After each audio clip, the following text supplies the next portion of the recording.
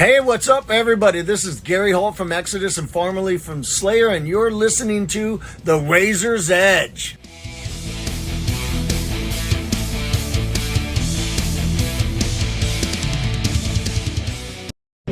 You're listening to The Razor's Edge. My name's Matt, and I'm here at DesertFest London with Duskwood. How are you guys doing?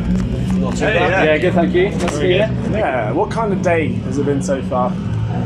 Oh, we're on quite late, so it feels like a bit of a waiting day. Of course. You want to get on the beers, but you don't have too many beers. So yeah, it's just been like, we've seen a couple bands. Well, we watched Thunder Hoof over in the Underworld. Oh, weren't they brilliant? Yeah. With the new guitarist as well.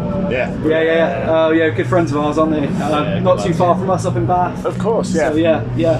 So so did that, checked into the hostel, got ourselves sorted, just loaded in, ready for our sound check in a bit. Yeah. Chilling out, really, enjoying the sun. It nice. has been out today, so yeah. No, everyone's here. Yeah. You mentioned sort of Somerset is where you're based. Like, what's that like to be in a band? Like, is there a good community, do you feel, in that part of the country? I mean, it has had quite a bit in the past, hasn't it? And there's a few bands that kind of upstart bands, and have kind of started to branch out now and things like that, and they're starting to do really well. So yeah, I mean, there's not a lot new coming through anymore, I would say, but the last 5 years there's been a few, haven't there?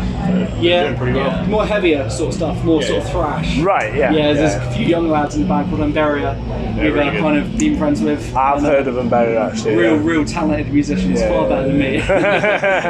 So those guys, there's another band, kind of heavy stuff, really. It's been a bit of everything, really. I think just south, north of us in Bristol is more of an indie sort of scene, isn't it? Which is your bag. Yeah. A lot of stuff to play in Bristol. Bristol's a different one for desert or stoner. Like, there isn't a lot of calling for it, so it's quite tricky to get a gig set up. But you go to places like Bournemouth, Southampton. Yeah, Bournemouth's great. It's a lot more open to that stuff. We play that way or the Midlands. Or up north, Scotland.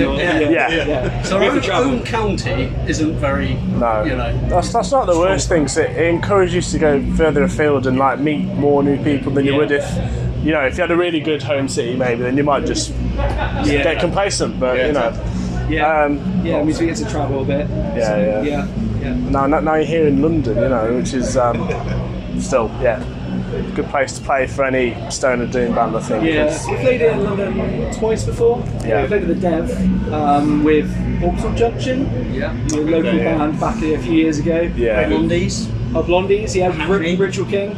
Helgi as well. And Helgi's 3 times, good With the Lunar Effect. With the Lunar Effect, So a few local sort of stonery desert bands that we've kind of crossed paths with. Of course, Well, it must be about a year since the last album came out. The Last Voyage. It's been too fast, isn't it, really? Of course. What were you hoping to achieve from that album, and a year on, how are you looking back on it? It's a weird one, isn't it? Because we recorded it so long ago. Like, 4 years ago? Start of 2022 we recorded it, Oh, damn, we sat on it for a year and a half until we had it mastered and then released in 2023. So it's kind of the middle of COVID we had it done. And then all the vinyl got pushed back because they couldn't produce vinyl. Ripple wanted to put everything out at the same time. They couldn't get their hands on the vinyl for a while. We sat on it for a long time. We were itching to get out there, but it's been really good. It's got slots like this and stuff, really. Of course. We went on tour with Ritual King last year. That was ace. A great band. Stuff like that. I've met a lot of cool people as well. I think we say what were we hoping for? Nothing in particular, just people to listen to it, and enjoy it. And if they can take something from it and put it on a playlist, just one song, they give back to that. For me, that means the world. To be honest. Of course. Genuinely, just people listen to it. It's just the best feeling in the world. Checking Spotify to see how many people listen to you each month. You're thinking, we've all been there. 2,000 people have listened to our stuff this month. Wow. It's you think this is the whole train full of people who actually heard our music. It's great. That's something, isn't it? It is. Never going to make any money from it. might as well have a good time while you're get out, have a few beers, see a few places. Have a good time, really. Definitely. Well, if you wrote it during COVID, you must be thinking about the follow-up by now. Yeah, we got some ideas on the we got some ideas. Lots of riffs, lots of things recorded. Sure. Need a bit of shuffling around and, a bit of We distilling. started on a fair few songs, haven't we? Yeah. Brother Liam, vocalist, back on Baby, so we kind of shut down for a good few months, and then latter end of the year we'll really start nailing down stuff really. So That's amazing. this is like the last hurrah for the last album, I guess. Yeah. Really. Actually, say about COVID, we put out the other, the second EP we did, the Lost Tales. Yeah. That was in April 2020. Yeah. And then immediately went into lockdown, so we put it out and we couldn't play anything. So we never really even toured that EP, which was a bit of a shame. So it's been nice to get the album out and played, in the last couple of years. Yeah, definitely. Yeah. Oh, cool. And what's it been like working with Ripple Music and Todd and the people over the pond? Oh, they're great. They're great. Yeah. Todd's just the nicest bloke as well. Like, just real made everything really easy. Real lucky to get on the label, obviously. Takes the stress out of things a bit, doesn't it? You haven't got to coordinate all the releases. It's not quite DIY, so someone's kind of taking the reins for you, producing the vinyl, producing the CD, doing all the uploads to digital media, all the posts on the internet to try and drum up the momentum. Of course, It takes a lot of the stress out of the situation. It makes it that much more enjoyable to be part of the train and seeing all the stuff come through, people talking about it. It's the reach, isn't it? There'd be people that listen to Ripple music because it's Ripple music that would never listen to our stuff. So it's things like that, really. It's done really well in America. Stuff So I think Ripple send out their vinyls in America to American people, but we still sell a lot of vinyls on our Bandcamp to people in America. So sweet. Seeing all that come through, sending off to America. You've done loads. I've sent it to literally every country I can think of. Saudi Arabia, it's crazy. Australia, Sweden. All sort of corners of the world, and it's just amazing. So it's such a nice feeling to be like, just a geezer over in Australia wants to order our album. Of course. You think that's literally the opposite side of the world to us? What a nice feeling. I know, it's so cool. That's great. Then you pray it gets there.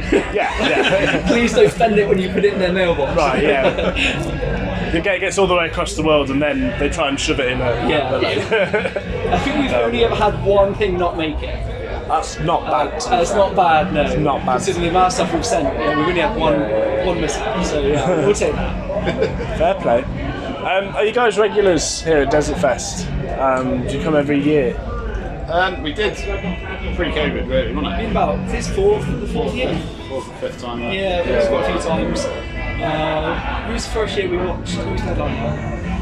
2017, I reckon, wasn't it? Or 2016? Late to it. I came for the day in 17 to see Sleep. That was my first. Oh, yeah. That was on my the first. Roundhouse. Yeah. Oh, God, we were just sat at the back. We were very hungover. Right, yeah. This is super loud.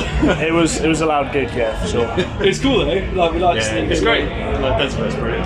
We saw Fu Manchu a few years after that, didn't we? Oh, yeah. With Colour Haze and All Them Witches. That was a hell of a year. The Roundhouse. That was absolutely banging. It was the year we came for the day where you had trap wind the whole day. You missed out 1,000 mods. I was really looking forward to Truck Fighters at 1,000 mods. And I got to the electric ballroom and there's just stabbing pain in my stomach. And it was just crucially getting worse. And I ended up having to go back to Finchley Road, which is where our hotel was. I got back and, it passed, I won't go into details. But I thought, brilliant, get back on the train. Legged it back over as 1,000 miles throwing the hands in the air going thank you very much and there's a long story behind the 1,000 mods and we missed them a fair few times. So we were supposed to play with them in France at the West End Festival. So this is my fault, this one. So you missed them the first time. Second time we were supposed to play in France and I didn't have my COVID pass sorted out. So we got to the ferry in Portsmouth and they wouldn't let me on the ferry. So the boys in the van, I got explained to the boys we can't go. So I tried to we slept in the van in Folkestone overnight, all four of us, with a van full of gear. Tried to get my pass sorted out for the morning. No one obviously actioned it. So I was like, sorry, because we were going to get the Eurotunnel at that point. And just hoof it all the way through France to get to the gig.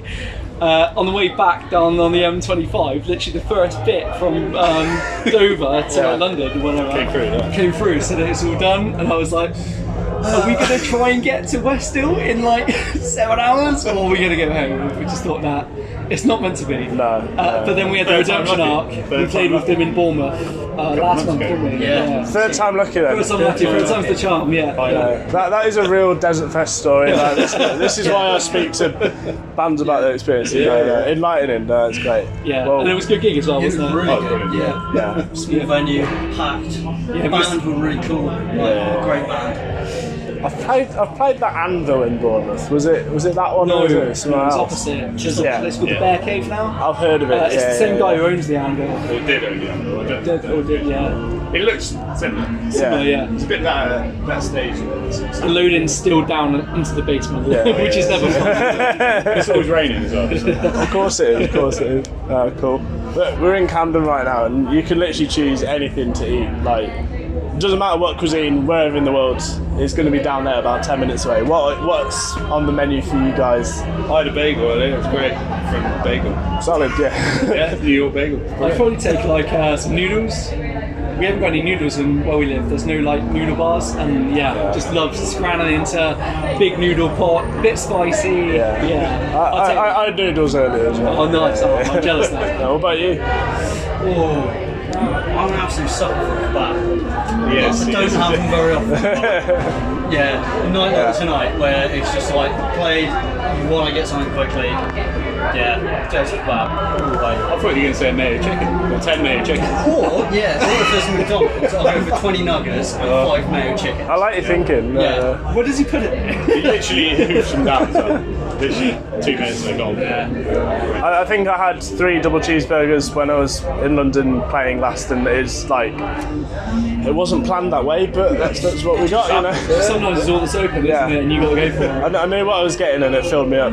Yeah. So, That's probably only £3 wasn't it, as well. oh yeah, exactly. You know, paid like £10 for half a chip Yeah. in London. No, it was good. Or like a bit not falafel, sorry, gyros. Gyros, A good Greek like that. Good stuff. Yeah, very, very good. Cool. Well, thank you all for your time. Thank you very I won't much. keep any more. Yeah, nice to meet you too. This has been Duskwood at Desert Fest for the Razor's Edge.